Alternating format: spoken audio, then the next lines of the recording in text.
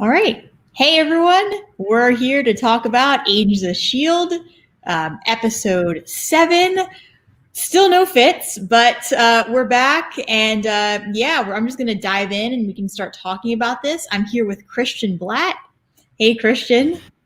Hey, everybody. Good to Hey. see you, and happy to be 50% of the panel tonight. Usually I'm Yeah. only 25%, but Yeah.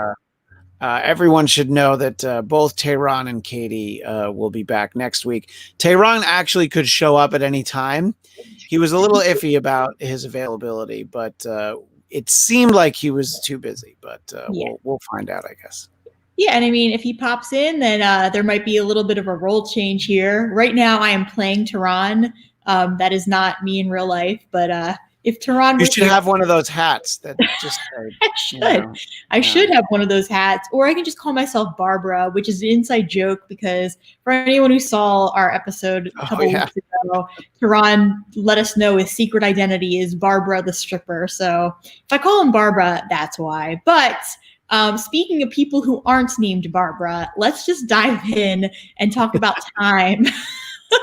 We don't have any Barbaras on Agents of S.H.I.E.L.D. So, all right. I'm just going to start at the top then. So, like, Christian, you and I were talking before, and I was mentioning that I actually watched this episode twice because when I first watched it, we kind of start off where episode 6 ended, which is after the buddy episode between Mac and Deke. And so we're on January 21st, 82. But really quickly, they start jumping. And so, Christian, I just want to get your thoughts on, everything that was happening at the top of the episode with the really sudden time jumps. Yeah, I mean, I think that the storytelling standpoint for sort of how dire their situation was good. It was a little hard to follow, and I think that as I said to you, I would have loved the opportunity to have watched it more than once because I would have been able to, I think, appreciate it more because I wasn't quite sure of like, okay, well, how far did they go now? And then it's also like, well, why are they only skipping little bits at a time? It's so, I mean, it's certainly interesting, and it added the level of, we're going to have to grab the parachutes and jump out. So I thought it was compelling, but I don't know. I was a little confused. Maybe I'm just a dummy though. No, I was confused with what was happening, what the rules were, and how it. See, my confusion was at first. I figured it out the second time I watched it.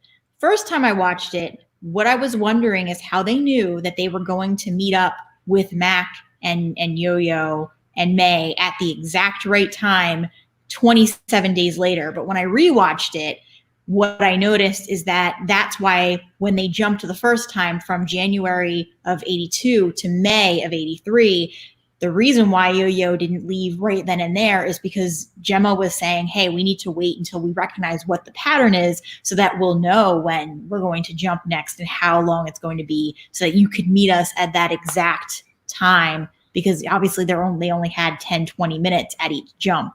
So I got it once we recognized, like once I watched it a second time, it made more sense. I was like, okay.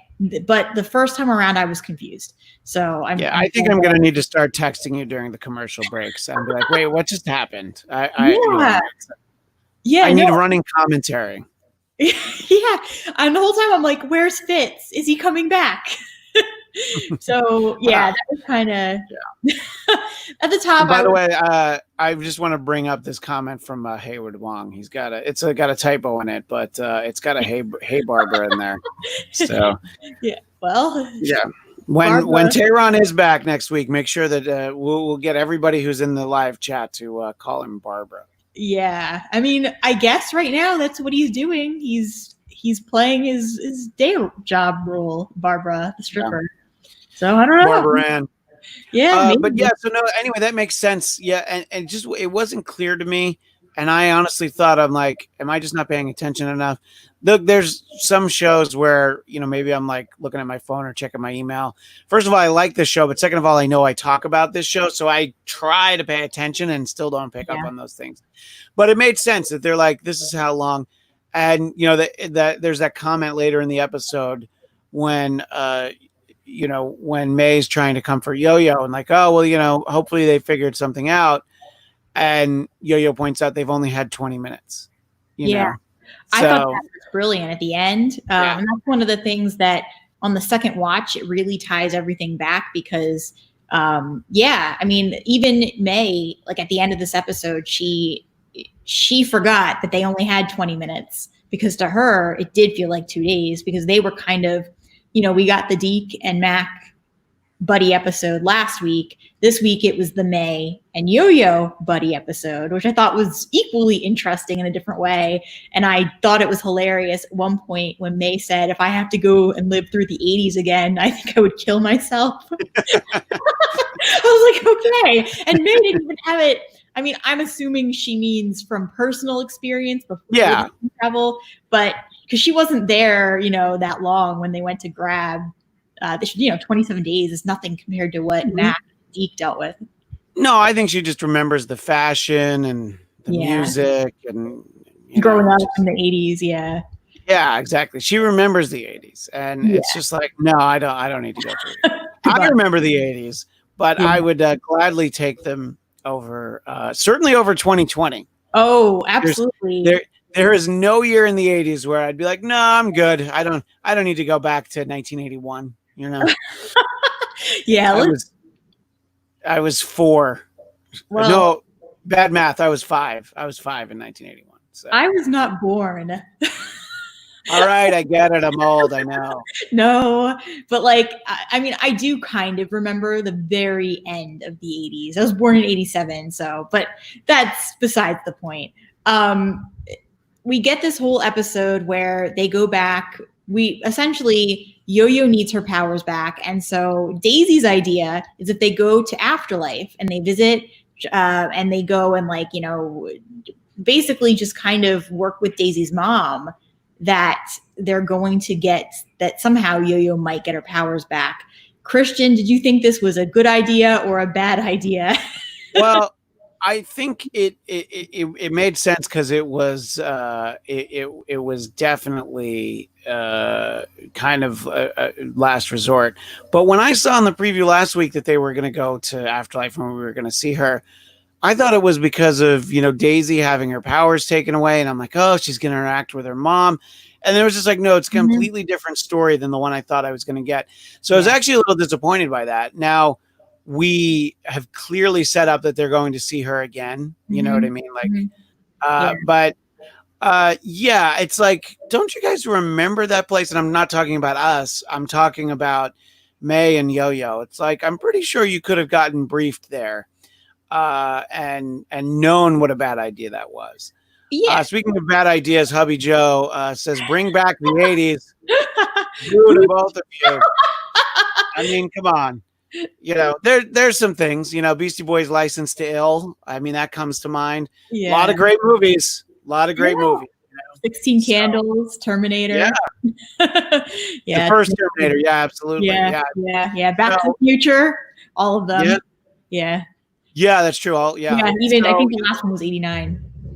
Yeah. All right, Hubby Joe, you're right. I had fun in the 80s. I mean, I've got boxes of comics from the 80s. So, by the way, just jumping into the chat now, Rock620 says, hi, guys. Hey, Rock. And Jacob Downey, thumbs up for the Black Cast. And Rachel, always good to see some of our friends in there. And when I pointed out that Haywood Wong had a typo in his chat, he gave us a big, okay. Oops. That's all right. It happens to all of us. Exactly. Anyway, so what did you think, though? Did you think that first of all, going back to Afterlife, I think could have gone a lot worse for Yo-Yo and Meg. So it was I guess it was a better idea than I thought it would be, but it was still a bad idea. So I'm with you. First of all, Mac pointed out something I thought that Mac saying this was worse than the situation with his parents because at least Mac had been born So that was the thing, is that we don't know the rules. We know that Deke, it doesn't seem to be like Back to the Future, where you could disappear depending upon your parents or grandparents getting together. It does not seem to be that way so far, but we don't really know. But the point is that Mac didn't want to take that risk of them going to Afterlife and potentially, risking Daisy's, birth and birth not happening. But I think what I found interesting, I would have preferred if we had Daisy go to Afterlife. I thought the same way you did, Christian, that Daisy was going to go to get her powers back. And that was what this was revolving around. And I think for me, I was disappointed because I just think that it's interesting to bring back Afterlife, but with Cora, I have an issue with the way that they brought her into this. Now we know that she's technically, I guess, Daisy's half sister. Is what I right, yeah. And so Cora, though, it felt like they were taking season 2 of Agents of S.H.I.E.L.D. in those moments when Daisy could not control her powers, and that they were kind of bringing that back with Cora, who now has this power that she can't control, that, they're trying to, at Afterlife, they're trying to get rid of it, essentially. And so, yes, like, this obviously pushes Cora away. And then with Nathaniel, we get this whole, I don't know how you felt about this, Christian, but it felt like we were having another Hive and Daisy moment without Nathaniel actually having to drug Cora to make her see things his way.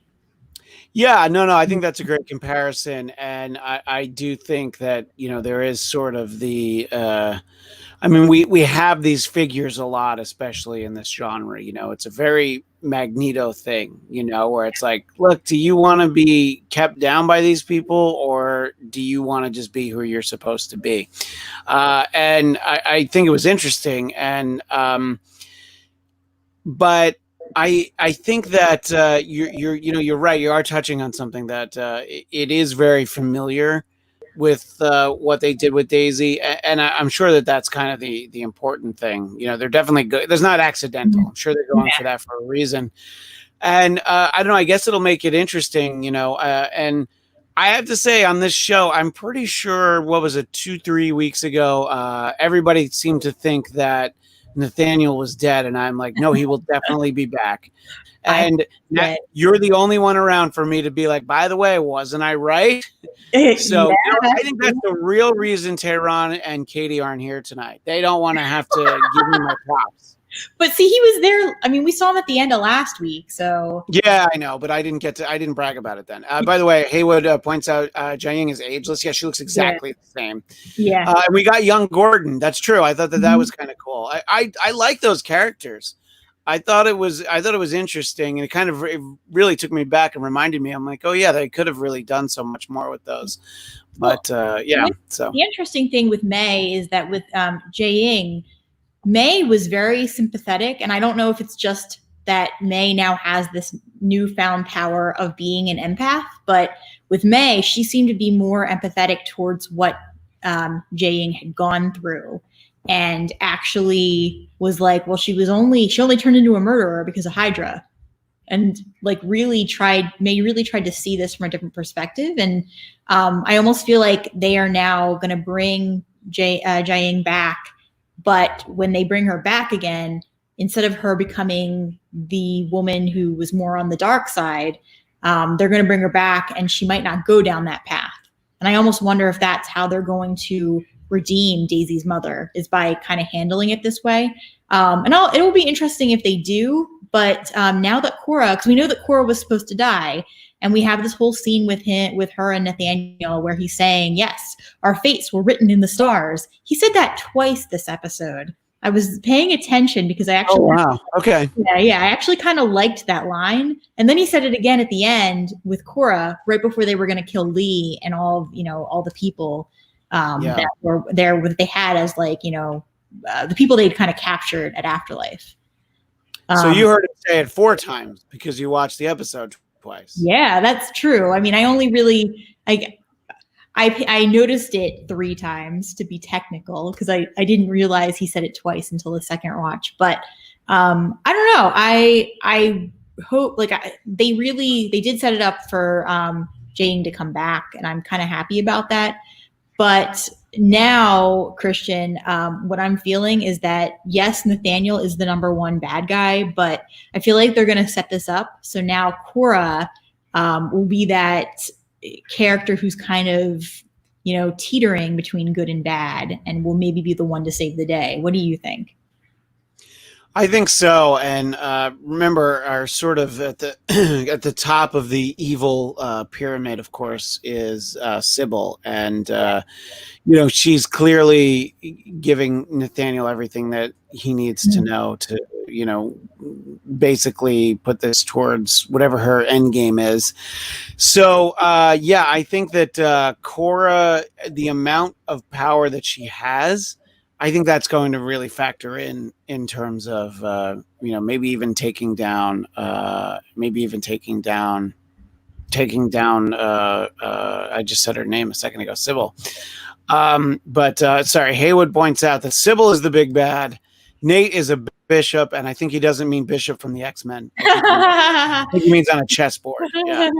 He's absolutely right, though. Yeah. I mean, he's definitely being played to whatever end that, So basically, like, Nathaniel is a better adjusted, better financed, more handsome version of the guy in the computer store that she tricked into making a body for her, Yeah.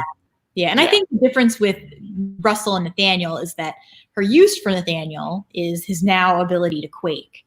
And that's where I'm wondering if they will go with this, because we had Destroyer of Worlds in Daisy, or allegedly had Destroyer of Worlds. Well, now we've got Nathaniel who can quake. And then we've got Cora with her abilities to kind of, I don't know, I felt like she was going to go nuclear is the whole thing, kind of, but like not in a Flash kind of way, like that character that's on Flash, but in a different kind of way. But with we kind of got this whole scene before we get to the end, before we get to the reveal with Cora. We had some kind of fun scenes between May and Yo-Yo where they had to do the thing that they hate the most, feel. What did you think of all of this? And what did you think of all this with May and Yo-Yo and the whole process of getting Yo-Yo to heal? I love the way that May comes up with the solution, and of course Yo-Yo is on board for it as well. And that solution is, well, if we have to come into contact, why don't we fight? And she's like, yes, please, let's fight.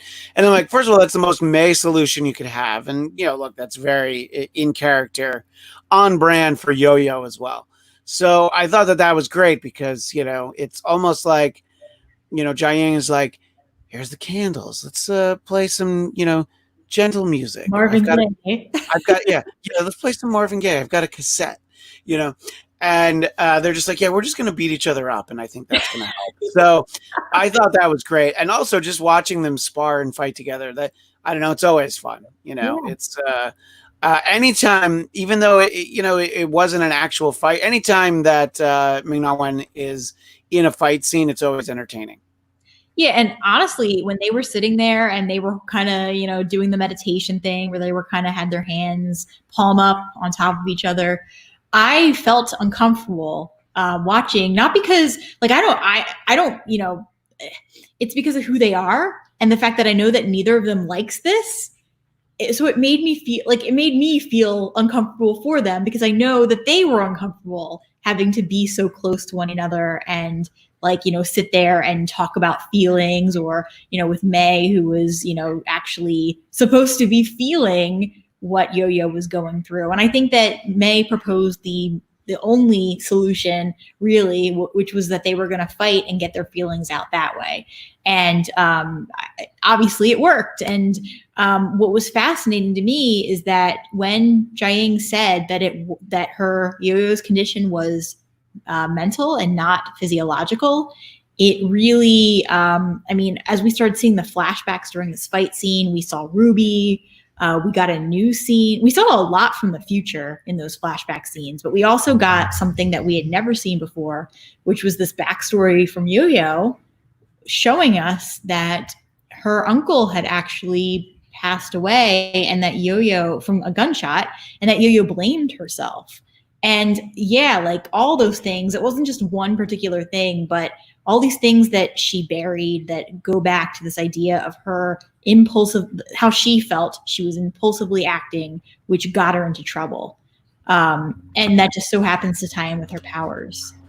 Yeah, I thought that I always like when we get sort of that level of detail to characters' backstory, and yeah, I mean it's just sad to think about what she's been through, and I think were we just texting about this? I think we were. This idea that Yo-Yo could actually be the one to have some kind of sacrifice, and Hubby Joe's go ahead. Is that Yo-Yo will be the one to die. Yeah, and I think that depending on what happens in the next 5 episodes, it would be very disappointing if it happened before she's able to really redeem herself. I think that this episode went a long way towards that, but obviously she's really been off the last couple seasons, and through no fault of her own. I think that it helps have it make sense to know, like, well, she was already carrying around all of this stuff.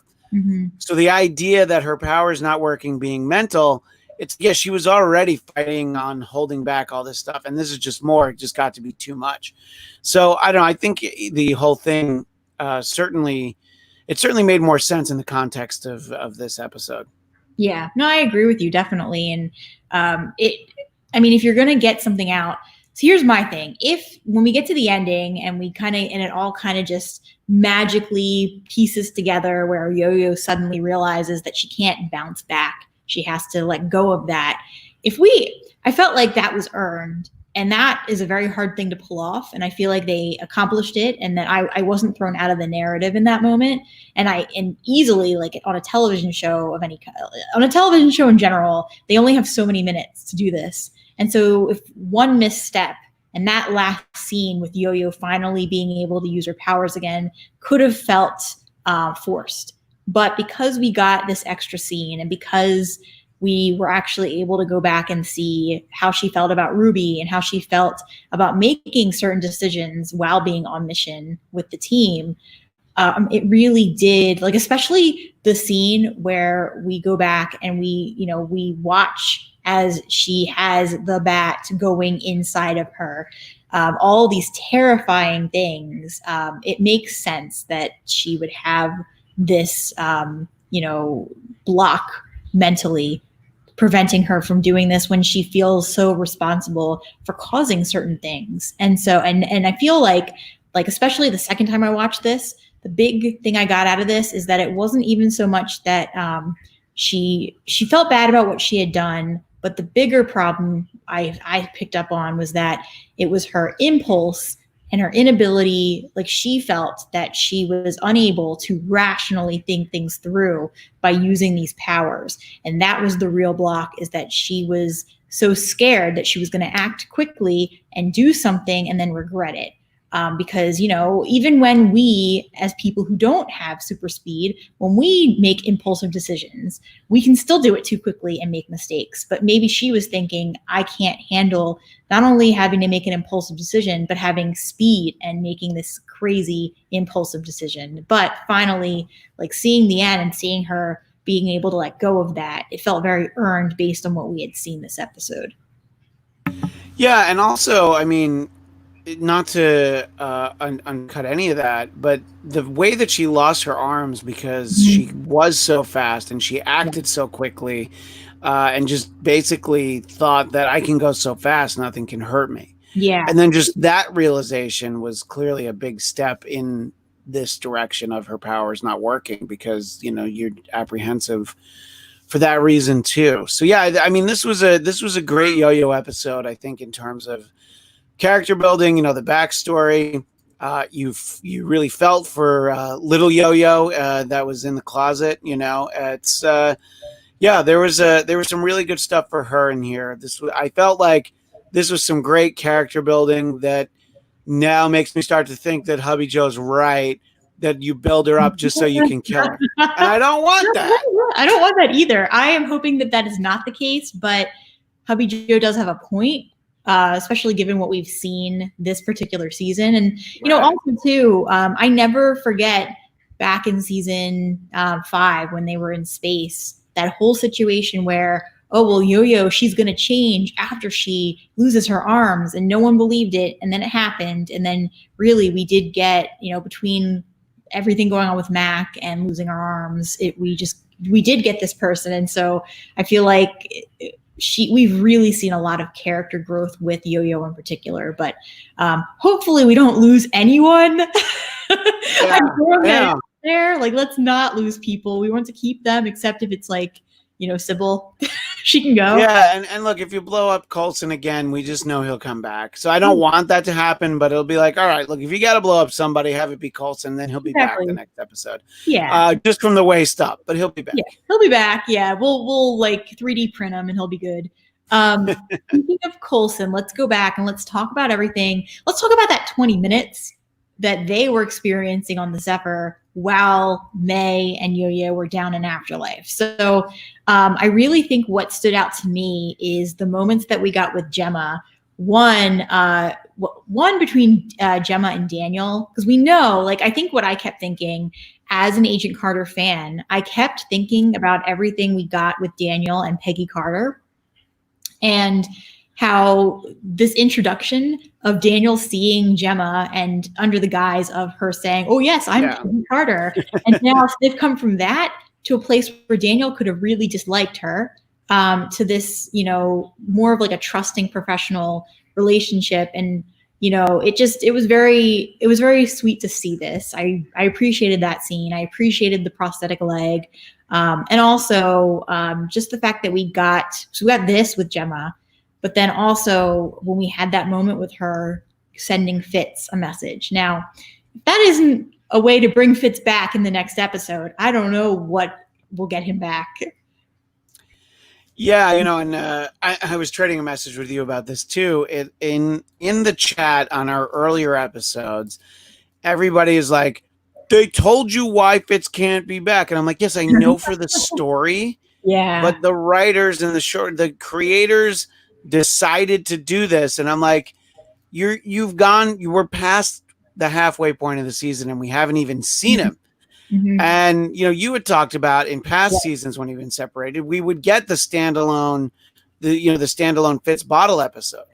Well, we did it. So when Gemma was taken by the monolith in, you know, at the very end of, I believe it was season 2, and she was, I think it was the end of season 2, because she had just told Fitz that she liked him and they were going to go on a date, and she was taken by the monolith. And then at the beginning of season 3, that's where we see Fitz and he's rushing around trying to get her back. So as we're seeing, like, we got a couple, in all fairness, they did have more episodes they could work with back then. So we had, like, I think it was 24 episodes a season, something like that, back for season 3. Yeah, it was at least 22. Either way, it's like almost twice as much as what we're getting this year. Yeah. Yeah. So in all fairness, they had more to work with. So we could do an entire episode of, oh, hey, here's Gemma's perspective, which we got pretty early on in season 3. So it wasn't like we just never knew what happened to Gemma. We eventually got her perspective pretty quickly. And then when at the end of season 4, when everyone is taken, and then we get into season 5 with Fitz, we didn't know what had happened to him at first because we saw the other perspective, but pretty quickly in season 5, we got a Fitz and Enoch episodes, and we started seeing. Yeah. So it's like in the times where we don't know, we did eventually get an entire episode or 2 with that character, and we got their point of view. And my problem with this is, I understand, Christian, like you do, that I understand why they would do this from a plot perspective, that Gemma can't see him. Okay, I get that. And I get what they're trying to do to us, the viewer. Like, maybe they're trying to scare us. But what I'm saying as a person with feelings is that it's not fair that this is the final season and we're not getting Fitz. And when we do get him, we only have, like, if he comes back next episode, that's a major if, we will have, 5 more episodes and that's it. And then this is it. And then there's no more Agents of S.H.I.E.L.D. So from that perspective as a fan, the fact that this is their last season, I would have wanted him in every episode, if not, bring him in by episode 2. That's my problem with it. No, and look, if they're determined to keep them separated because that's what this show does, that's fine. I mean, it's not fine, but I understand it. It's more like, okay, but still show us what he's doing. And that's what I'm talking about. That's what we were talking about. It's like, now maybe the reveal is going to be something really cool. Was it somebody? I can't remember. Did Katie have this idea, or somebody had the idea on this show that maybe he's like on the ship somewhere that no one can see him, or that was okay. Yeah. I'm wondering if he's like somehow. I mean, this is time and space we're dealing with. There could be a number of reasons why he's actually on the ship somewhere, and they either can't see him, or there's something with maybe another dimension. I don't know. I'm just throwing it out there. It could be anything, but I almost wonder if he is on the ship.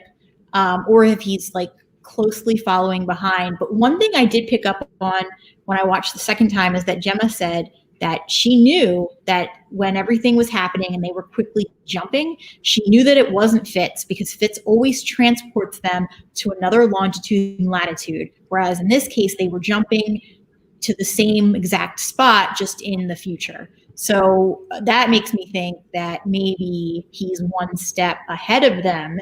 He jumps first, and then they jump and follow him afterward. I don't know though. I just I mean, honestly, that makes a lot of sense. And by the way, Hubby Joe says he's in the walls. Hubby Joe has actually had a number of things. There have been some great comments that I want to go back to later, but that one's on point.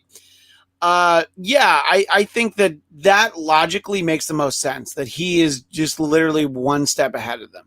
Yeah. And, so that's why she's not sure if he's going to get the message, because he's already ahead of them, Yeah. So, I don't know. I think that we've waited long enough, and you and I were trading texts yesterday that before the episode that we're like, well, this would be the week to have Fitz in the last moment.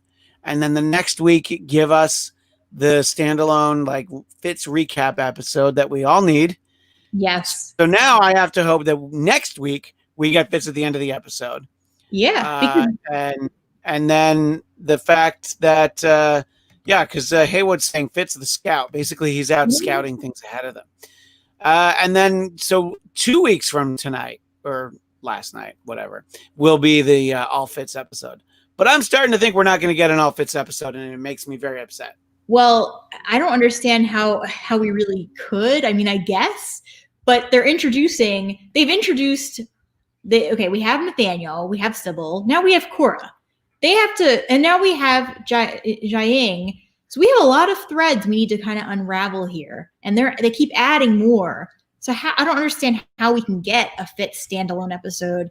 But then again, we did get Deke and Mac having an 80s adventure. So I'm sure they could find a way, but I'm curious, I know we're going to get to predictions at the end here, but I'm curious now that we know that next week is almost like a Groundhog Day kind of situation, because they're in a time storm and they're caught in a loop. I'm wondering if next week we will have to get Fitz to get them out, because they are in the loop and might not know how to get out of it.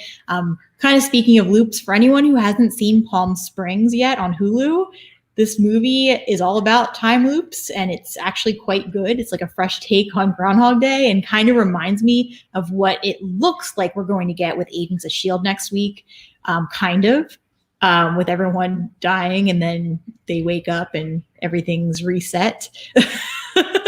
But not to spoil.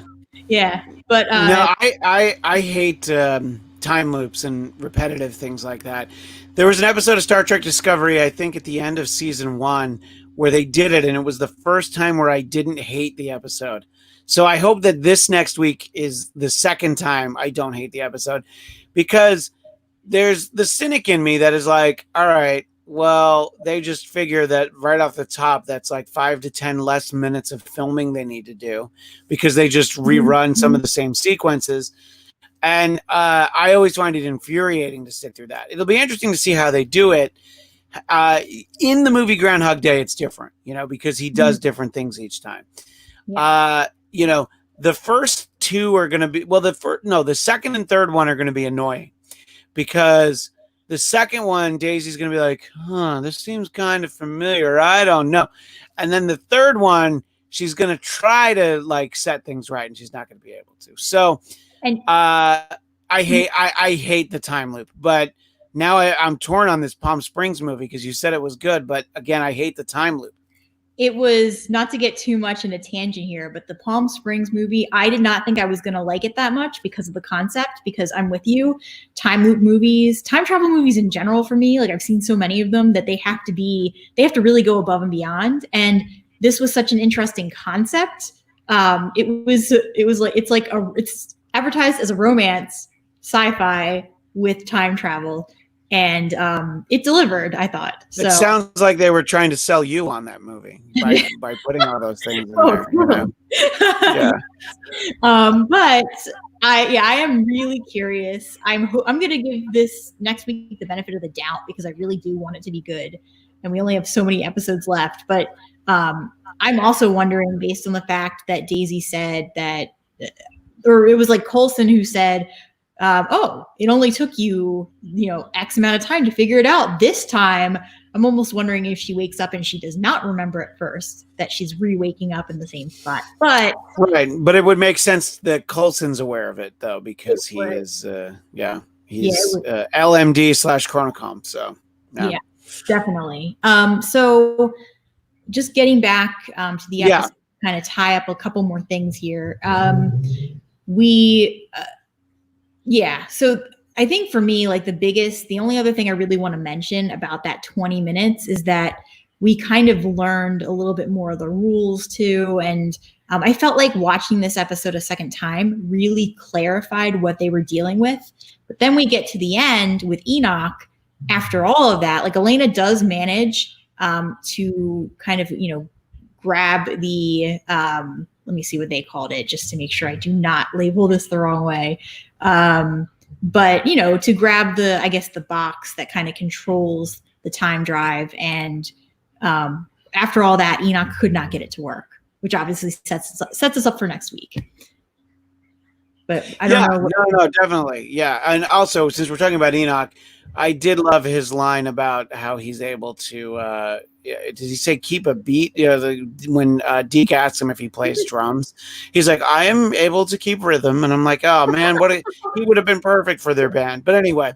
It will be a failure if at the end of this show, they do not have Deke in a band with Enoch. Yeah, if you remember, like, in the 90s, there started to be that thing in a lot of movies, like Something About Mary is one of them, where you would have the cast doing like a music video at the end, like, and I'm like, I need a jam. That's how we need to go out. Pick a song. Well, I don't know. Slumdog Millionaire. What's that? Slumdog Millionaire did the same thing. At the end. Exactly. That's a very Bollywood thing. So we need that. We need to go out with Deke's band, like, I don't know what song, like if it happens to be the 80s, then they could do that Time of My Life song from Dirty Dancing, because we have had the time of our life with this show. But I thought that I agree with you. I was thinking about like, okay, so Enoch can't fix it. But I was glad to see the fact that, Yo-Yo was able to overcome sort of that mental block. I'm not a huge fan of but Dorothy, you could have gone home on any time you wanted to. And I'm like, well then bitch, why didn't you tell me? So it's like, yeah, you have a mental block. And then just that realization, I'm like, oh, so she could have just done that, but she needed to get past it. It's fine. Yeah. And to get Jiaying. Yeah. Well, we need to have that set up, which I think will be good. Yeah. And also, obviously the writers wanted us to see Nathaniel go to Afterlife. So I feel like that was the bigger reason that we had to write Yo-Yo and May going there so that they could run into all of this and find it out so that we knew. Hubby Joe with a song suggestion, Time After Time. I assume Cyndi Lauper and not Ozzy Osbourne. So, yeah. I don't. Who's on vocals? Daisy? I don't know. Well, we know Oh, Chloe Bennett can sing. I Or want to say one thing, and Tehran would kill me if I said this. I would just be kicked off. I might as well just like leave now, but no, he's not here, so I can say he's not here, so it's fine. Exactly. So with Daisy, I just want to say one other thing I noticed, which is that when Daisy was like at the end, when Daisy went into that healing compartment, Daniel Sousa with his new prosthetic leg was waiting for her. And if they aren't, there's two things to me here. One, he keeps sitting by her side. And two, when Daisy was talking to Coulson and say the scene where she said, "Hey, neither one of us is doing well, are we?" The second time I watched it, I picked up on the fact that Daisy said that Daniel was with her the whole time and helped her get out of it, and that she was happy he was here. And Coulson said that made him happy. And the second time I watched it, what I realized is that maybe Coulson was being the supportive father in that moment and saying, I approve of Daniel Sousa if that's who you're going to be with, Daisy. Well, of course he would approve because he's a big fan, of Daniel Sousa. So, being a fan, he seemed to approve. No, I mean, I think, it's obviously I'm going to still toe the company line that I am still team Tehran and Daisy, but I do like Daisy and Sousa, and by the way, Haywood Wong specifically asked us if we like Sousa and Daisy, and we've talked about it on the show before. If it doesn't happen, I will be writing a headcanon fan fiction piece where it does happen. So that's my stance. Yeah, look, he's not going to get Peggy Carter. We know how that story ends. But you could, if you're going to, I'm using air quotes, settle for Daisy, you're still coming out way ahead. I mean, considering he's supposed to be dead, by the way. Exactly. And the whole thing is that originally I was Peggy Carter and Steve Rogers. Then when I watched Agent Carter, as I was watching, the seasons, I actually really started to ship Peggy and Daniel. And not to spoil this for anyone who hasn't watched the show, but Peggy and Daniel do end up kind of they do get together at the end of season 2. Like, I mean, it's pretty obvious they do without actually giving it a title, but there's a kiss and everything. It's official. But so at the end of that, I was really happy. I was like, okay, I'm glad that this is happening. If she can't be with Steve, I want her to be with Daniel. Well, if Daniel and Peggy can't be together and Steve comes back into the picture, I want Daniel and Daisy. That's just how I feel. But in any case, here comes Haywood raining on your parade. But then Sousa dies. Well, because and look, if you believe, there's so many different time travel theories. Endgame proved that Back to the Future is bullshit. We know that, but if you believe in the Final Destination theory, that eventually it will come and get you. So Daniel has avoided it, but is it inevitable that he ends up dying? I hope not. I hope not. I love this idea. Like let's get a Daniel Sousa tie-in comic book after the show ends about what he does, after the series finale of S.H.I.E.L.D., in his new life. Does he go and visit Peggy, That's a really good point because, I mean, originally we had young Steve. This would just be horrible. Young Steve visits Peggy when she's in her older years. And then if she hasn't suffered enough, then young Daniel goes and visits her. So it's like she can't win. But I mean, she does in this multiverse reality, she ends up with Steve. So it's okay. But yeah. In any case, let's Hubby Joe's calling for Daisy and Barbara. Well, it's a little closer. Haywood seconds that. Yes, Hubby Joe. Yes, I agree. All right. With the time that we have left, let's talk a little bit about some of the news. Christian, would you like to take some of this, or would you like me to cover it? Well, I'll mention sort of the headline, and then you can expand on it because we both, through different sources, we know that Elizabeth Henstridge has directed next week's episode. Yeah. She did. There was some live stream that she did that I did not have the time to watch, but I did read an article about it after the fact. And they announced there that she's doing, she directed this episode, and that we're going to get an important piece of Fitz information in this episode. Yes. So if that is a no spoiler way to say that Fitz is in the episode, I'll allow it. Because that's what I really want, you know? Yeah. I have a feeling he is. When we see that moment where Gemma screams, I almost wonder if that is the tie-in to Fitz somehow. But kind of going off the news that you shared, Elizabeth Henstridge was in a Hallmark Christmas movie this last year called Christmas at the Plaza. I am not a huge, no offense to anyone who likes Hallmark movies, I am not a huge fan of Hallmark movies, but I watched this one because you remember, you knew Marissa, who was at AfterBuzz for a long time, right? Yes. Oh, does she love Hallmark movies? Yeah. I mean, even still, you know, she'll still like post on her Instagram about, you know, some new Hallmark movie, you know, because I think it must be Christmas in July over on Hallmark. But anyway, sorry, what were you saying? It is. And like, I have watched a lot of them because, you know, research. But did you watch the Elizabeth Henstridge one because you like Simmons so much? I did. For that one, I watched it because I'm such a huge fan of hers. I didn't care what it was about. So I was just like, screw it, I'm watching this. And it was pretty good. She actually she did a really good American accent in it.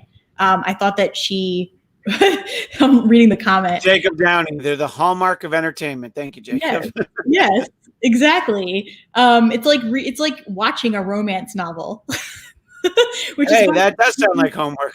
Yeah, pretty much. And Hallmark actually does have a line of romance books that they publish. So, and I've tried to get in, but maybe one day. In any case, Elizabeth Henstridge was in Christmas at the Plaza back in December. And when it came out, she had this whole article about how she was going to be directing an episode of Agents of S.H.I.E.L.D. Article was really to promote the movie that she was doing, but she also mentioned that. And so I remember reading it and being really excited. I think, one of the things, like, we both follow her on Instagram. And one of the things that I noticed when Elizabeth was talking about, what it was like to kind of direct and be in this next episode, is, just what it meant to her. And Chloe Bennett, who obviously plays Daisy Skye, Chloe actually responded to it and was just showing so much support and love. And that's one of the things I really love about following them, is how much they obviously like each other. And it's not just because they work together, it's because they just genuinely like each other as people. And so to see that, I just think it's really like important to me, especially in this world, that we're also getting a female who's directing. So I'm very happy to see this, and I will be very excited to watch next week. Well, you've now made me realize that when the world at least approaches getting back to normal, what we need is Chloe Bennett and Elizabeth Henstridge in a stage version of Thelma and Louise. Come on, let's get it. Let's get it. Totally, I would be on board for that. Yeah, or in any movie whatsoever. Like literally. I mean, that's true. Yeah, I mean, it's if you want them to be, half of the cast of Who's Afraid of Virginia Woolf, that's fine too. Whatever. Sure. Yeah, I don't know. Yeah, anything. But all right. The only other thing I wanted to mention in terms of news is just that Elizabeth Henstridge shared a photo manipulation of her and Fitz. And so anyone who doesn't know what a photo manip is, it's like literally when someone takes two different photos and photoshops them together, photoshops different elements in. And what they had done, this person, is they photoshopped Fitz, Ian DeCastecker and Elizabeth together. And they put Fitz basically in like traditional Scottish garb. And she was so excited about it. So I don't have the picture. I was trying to look for it.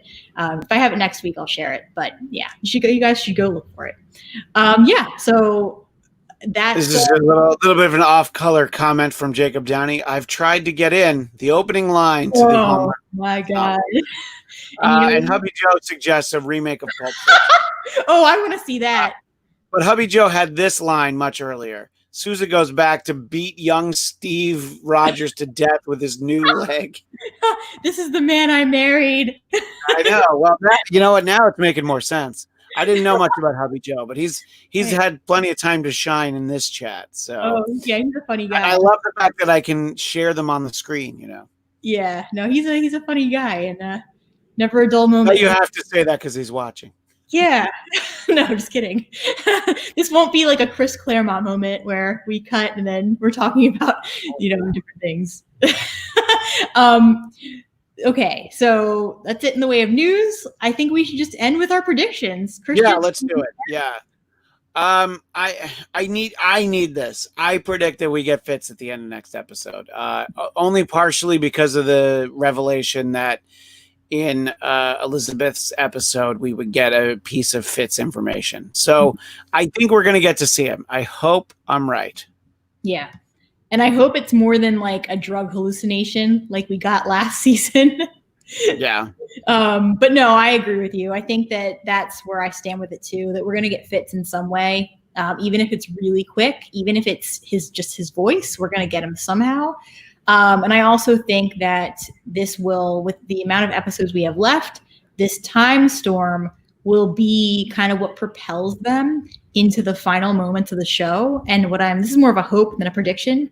I'm hoping that we stop bouncing around so much and that the last 4 or 5 episodes, we actually stick in one place beyond this time loop, which obviously they're in one place, but that we actually land somewhere at a time and we stay. Yeah.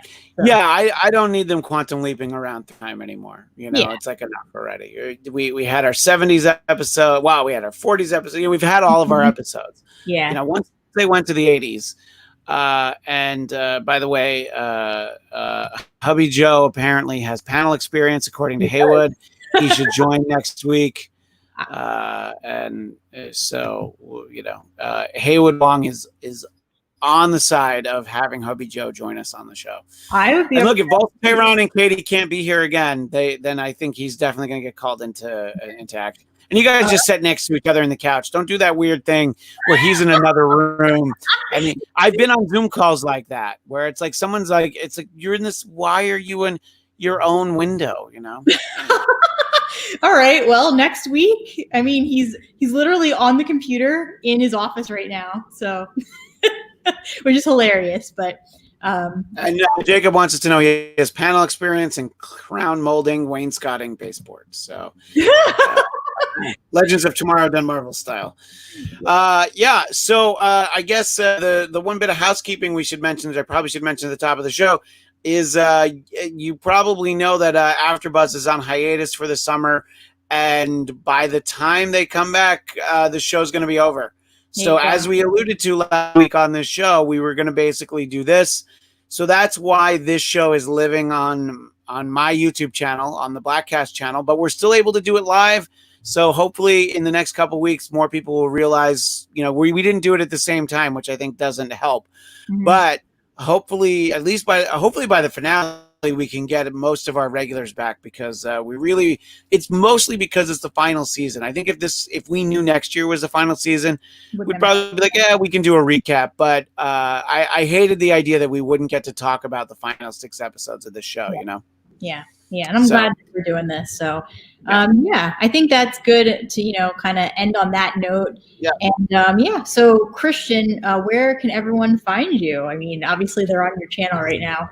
Yeah. So you should subscribe to this channel, and you'll also find the other show that I'm still doing. It's not Marvel Movie News. We're calling it Marvel Movie Talk because we're trying to be respectful of the brand, but it was literally 3 of the same people I always do the show with.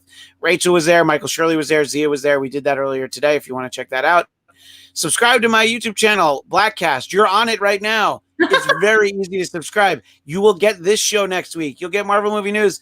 You will get my show, The Blackcast, too. But if you look around, you'll see a lot of interviews that I've done with a lot of musicians and comedians and things. I've been very busy because I'm basically trapped here in this room.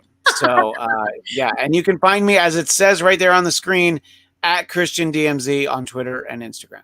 Awesome. And I haven't been quite as busy as Christian, but you can still find me doing the Restless Rap show. I know Haywood, I'm talking to you specifically because I know you used to watch on AfterBuzz. The show went on hiatus back in March, and before AfterBuzz called anything, and so I just started doing Restless Rap on my own. Well, I changed the name. It was Restless Wrap Up, I made it Restless Rap, and I started doing it over on Facebook at facebook.com/Restless Rap. So if anyone wants to I'm sorry, go ahead. Oh, no. I was just going to say, you can find me there. You can find me pretty much anywhere at Rachel Radner or at Rachel Radner Author. I've got a few books that I've published that are up on Amazon. I am pretty much writing all day when I'm not working IT. And so you can find me there or on Twitter at Rach Goodman. Yeah, consider these shows to be the Hydrox to the AfterBuzz Oreo. It's like it's kind of the same, and you're like, yeah, it's the same feeling. It's not as good, but Haywood mentioned Ghost. 8386. I was actually trying to find him tonight so I could send him a message, but I couldn't find a way to get in touch with him. But hopefully, I'll just comment on like a past. But yeah, I'm going to go back into past episodes and let everybody know in the comments there. So, and Rock's had enough. He says, have a great night. Good night, Rock. Well, I think that about wraps up everything for tonight. Christian, thanks for being on the show, and thanks for hosting it here on your page, or not page, your channel. Until next week. Yes. Yeah, we will talk to you all later. Bye, everyone.